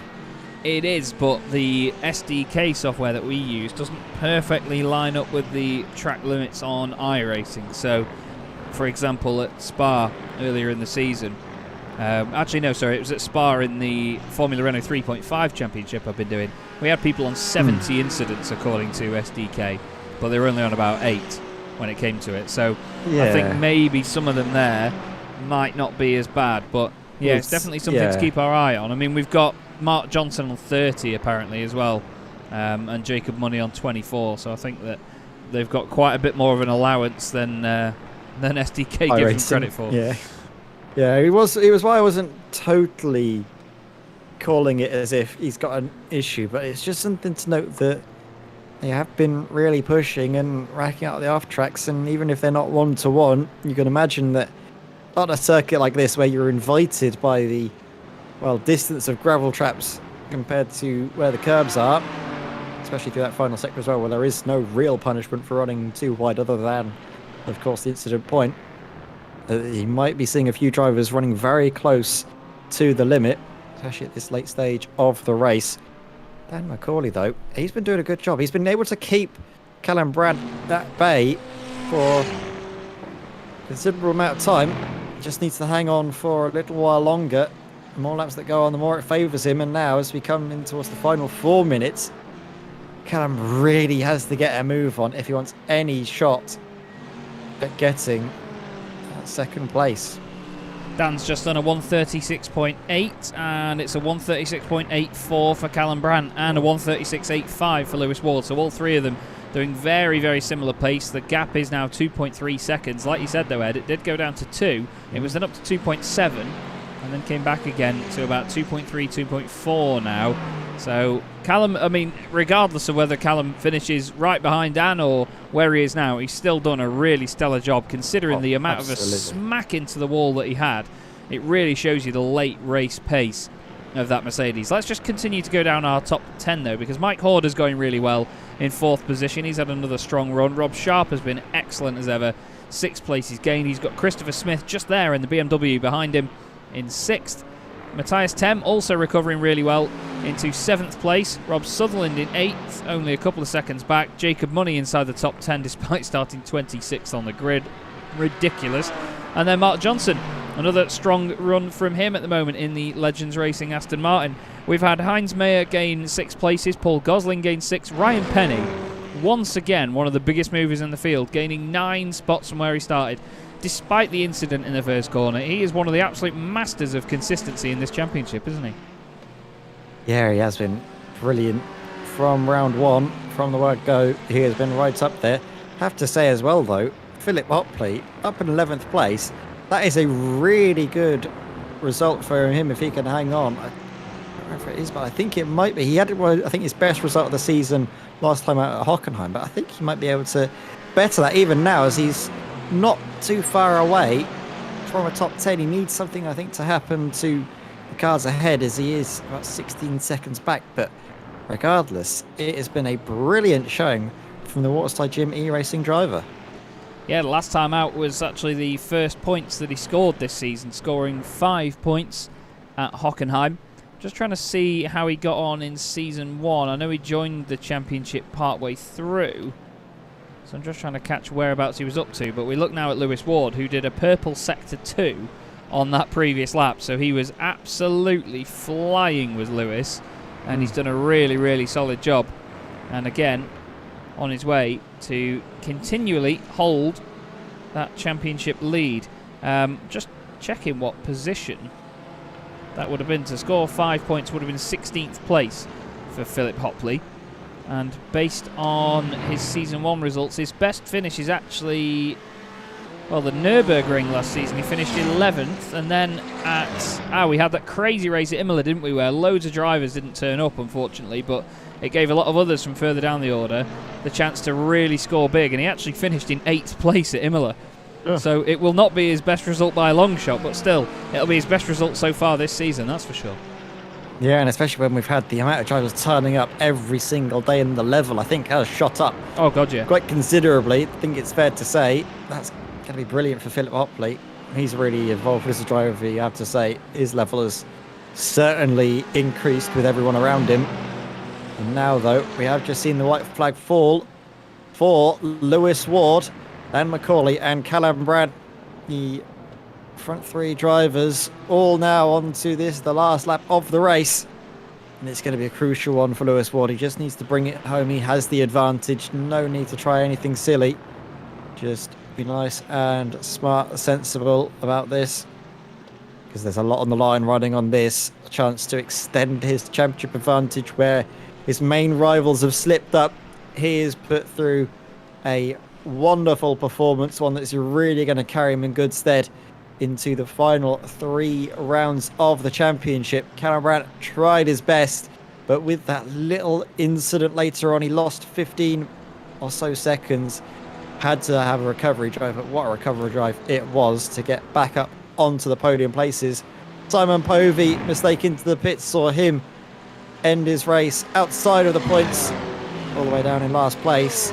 So while all the others struggled, Lewis Ward was a cut above the rest, and he's going to come through the final corner to win a brilliant race here at the Red Bull Ring, Chaz.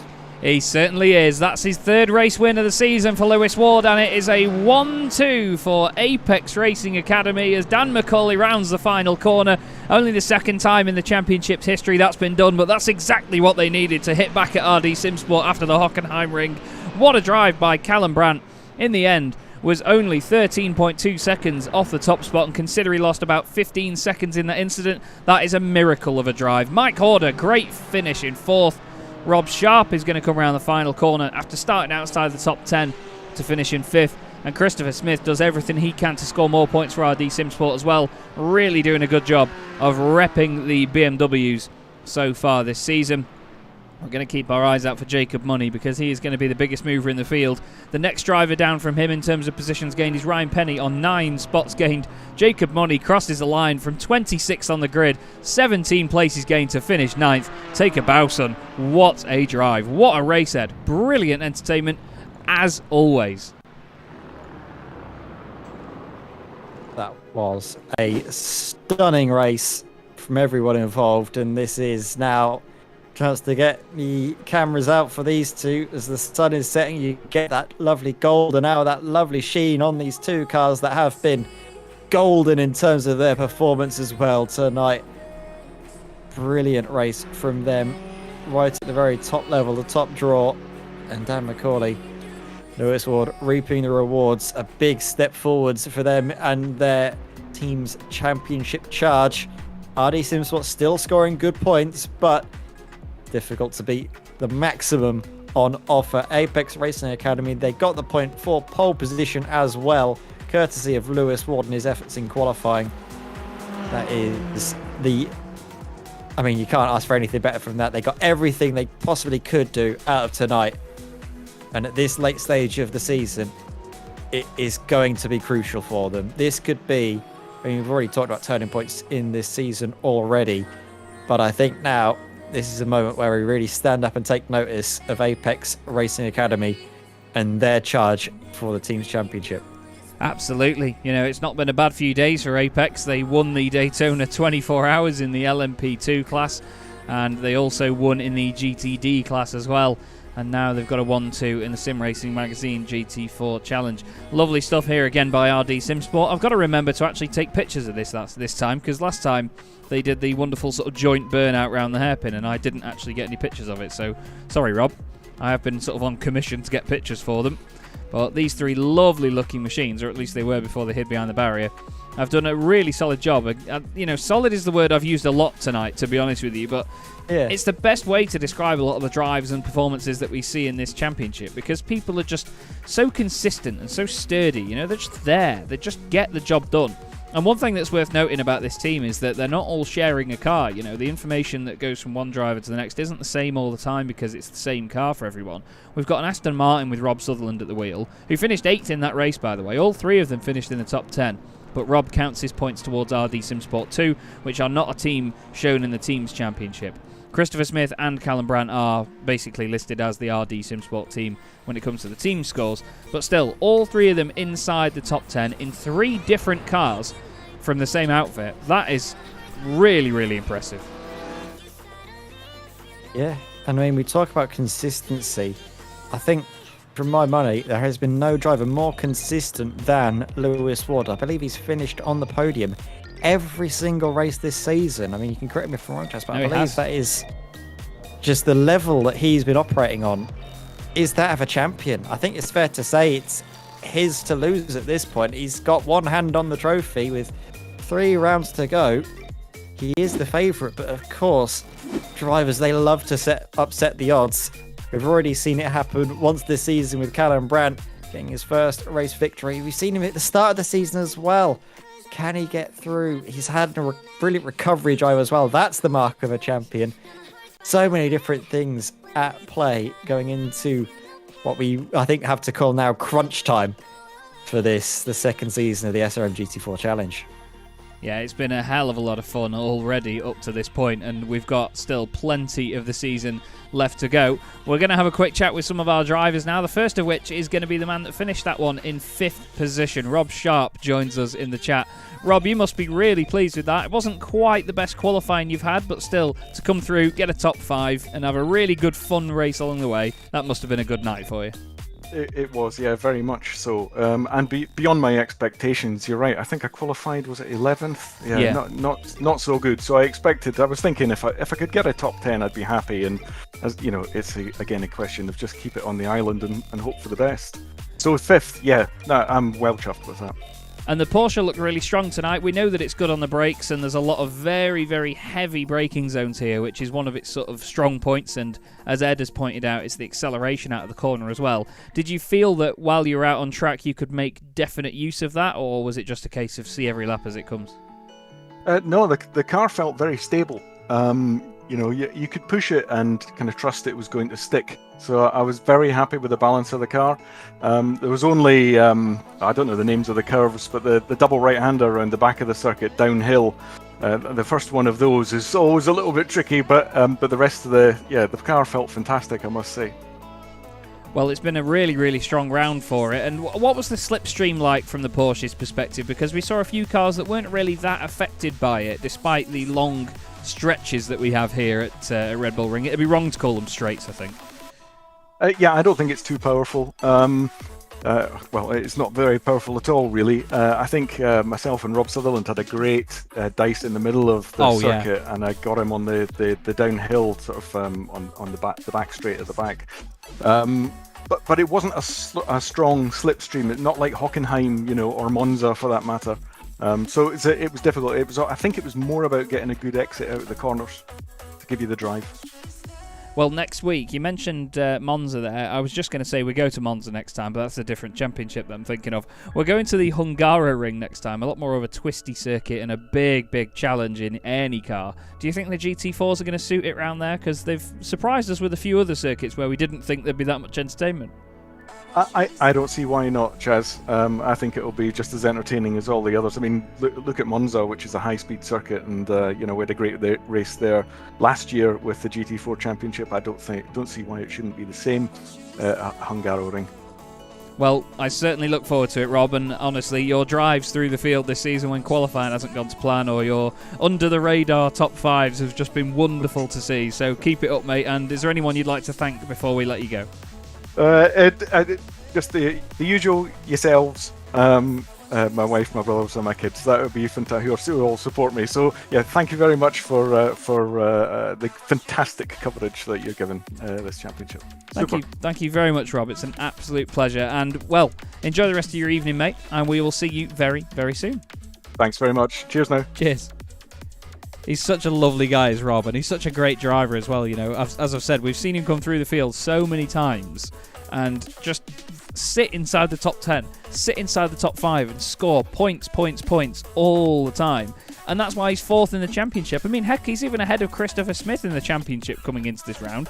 And when, like, no disrespect to Rob, but with the amount of airtime that you see Chris getting, and he's right up there inside the top 10, he's right up there fighting all the time, you would have thought, when you look at it, you'd see Chris ahead, wouldn't you?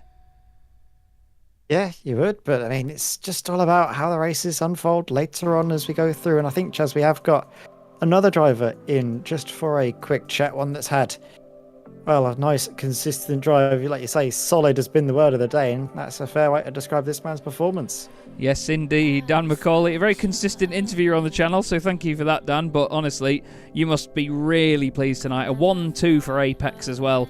Despite being at different ends of the top 6 when the race started, that must have been a hell of a moment when you crossed the line there to secure big points for the team's championship. Oh yeah, I'm absolutely buzzing. I mean, the championship is so competitive normally, but at Red Bull Ring, it literally brought every strength of every car, amplified it by 10. So I think you guys seen it in qualifying and practice, there was absolutely nothing between it. I was kind of pretty confident before the qualifying, thinking, yeah, just sit in P4, feel safe behind them, jump them at the stop. Qualifying happened, and then I'm like, oh, everyone's a little bit closer than I thought. So to even get, past Mike and Matthias was like, oh, right, okay, we're doing something. And then Callum span, I was like, alright, okay, here's a podium, good points. And then Simon had his issue, and I was like, hold on a minute, something's got to give it a sec. And I tried something different with the strategy. It was like, right, okay, try and catch up to Lewis. Somehow the gap got bigger. And then Mike popped out in front of me, so I was like, what on earth has happened here? And then Callum's catching, and I was like, alright, here we go. Here's, the opposite end of the stick from the first half of the race, but somehow I managed to find the pace to keep Callum off at the end. That was, yeah, probably the best laps I've done all week were in that last stint. So, Heinz, that's my audition for driver of the day. I don't think I can do much better than that. There's a plea to Heinz Mayer. Please, Heinz. But honestly, I mean, that was a race that had a bit of everything for you then. You had people suddenly sort of outdoing you slightly on the strategy at different points of the race. You had people falling off and obviously having to take advantage of that. But what was it like trying to manage that around the Red Bull Ring? Because we always say that this is a very simple looking circuit. There's only technically 7 corners, and there's a lot of slipstreaming that can go on here in a lot of different categories, but it's a very tough circuit because of how those corners all sort of lead into each other, isn't it? No, the slipstream really wasn't as strong as I was expecting it to be. Yeah. Like, from between, normally you get the draft about 9/10 in this. From 6/10 it wasn't doing anything. 5/10 you're barely noticing it. It was only really 4 and 3/10 that you could sort of see a difference. So it really punished you for every little mistake you made. If you lost a 10th to the car behind in the train, you couldn't count on the toe giving you that back. You really had to work for it. And then, with the long sweeping corners here, you really can't overwork the tyre, otherwise you just drop at the end of the stint. So yeah, it was really tough. It was almost like a game of chess. Like, your opponent makes a move, you need to think, what's the best way to counter it without leaving myself open in the next phase? So it was a really sort of mentally taxing race. Even though there's not that much of a strategy aspect in this, it kind of, you were thinking about not just your driving the whole time. It was really good fun.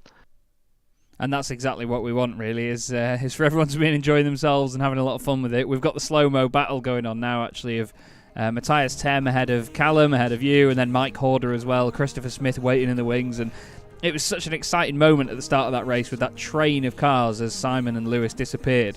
And then all of a sudden it just sort of erupted and everyone started having their own races develop in front of them. And yeah, epic entertainment as ever, Dan. And obviously max points for Apex Racing Academy. And the next one is going to be at the Hungaro Ring. Do you reckon you can go all right there? I mean, I thought I was going to go all right here. It really didn't go as I expected it to, so I'm not going to say anything for Hungaro Ring just yet because I'm kind of learning to expect the unexpected with this series. I know Callum's never going to make that mistake again, so he's going to be definitely a bit more of a threat to myself next round. Simon probably won't make his mistake again, so again, he'll be back up there. I think it's going to be a tough one. I think you're going to have another good race. Hopefully the McLaren's back to its strength, with the mid-speed corners to give it that sort of third, fourth gear grunt over the third, fourth gear edge over the rest of them. Yeah. Hopefully that should make my life a little bit easier because Mike really had me worried for the majority of that race. Well, I'm excited to see how it goes, Dan, and I'm sure Ed is as well. Anyone you want to give a quick shout out to? Huge shout out to Lewis for the win. That's awesome to get a 1-2 for the team. Hopefully we've jumped RD in the points now. If not, knowing my luck, we'll probably tied them again. And just a big shout out to Apex for being invited to the ESL R1 competition. Oh yeah. So big step for the team. 4 guys going into the unknown. And yeah, it's going to be good. It certainly is, mate. Well, very well done on max team points for the evening. Enjoy the rest of your night, mate, and we'll see you soon.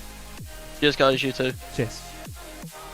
Well, there you go, Ed. I think that Dan was very right to be absolutely buzzing in his words after that one, because there was so much going on in that race, and somehow he managed to make it all work.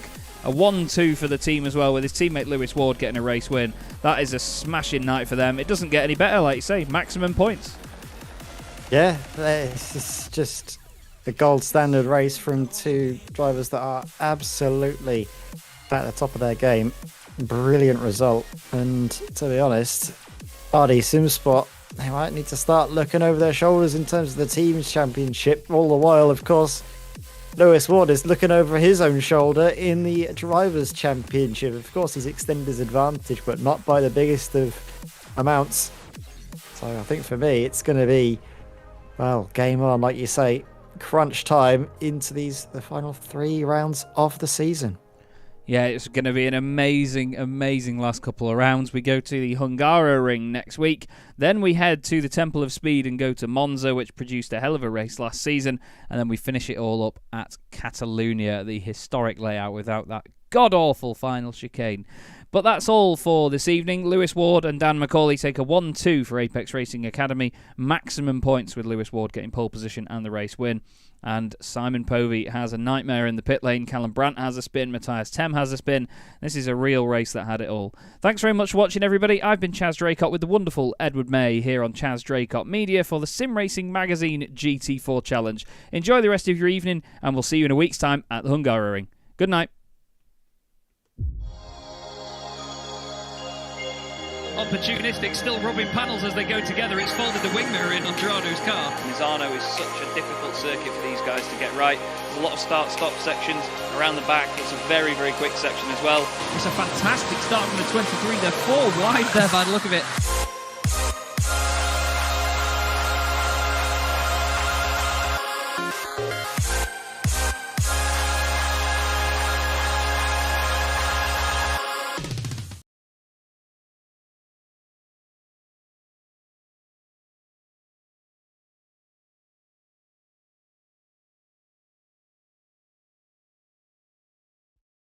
Racing isn't easy, but experiencing it is. iRacing puts you in the driver's seat with the industry's leading sim racing game. Drive on laser scan replicas of the greatest racing circuits from around the world.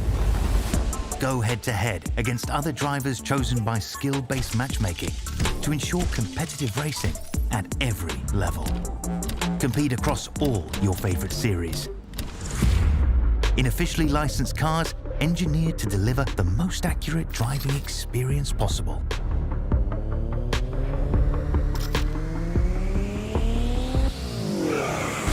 Join a race or host your own with players from across the globe. Race against the computer or in a league with friends. Feel the thrill behind the wheel. Visit iRacing.com.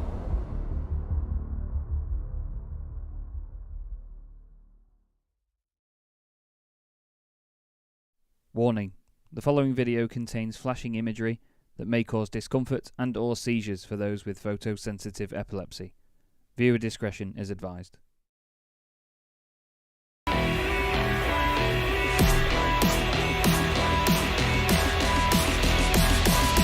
Tell me somebody how long he will be on my mind.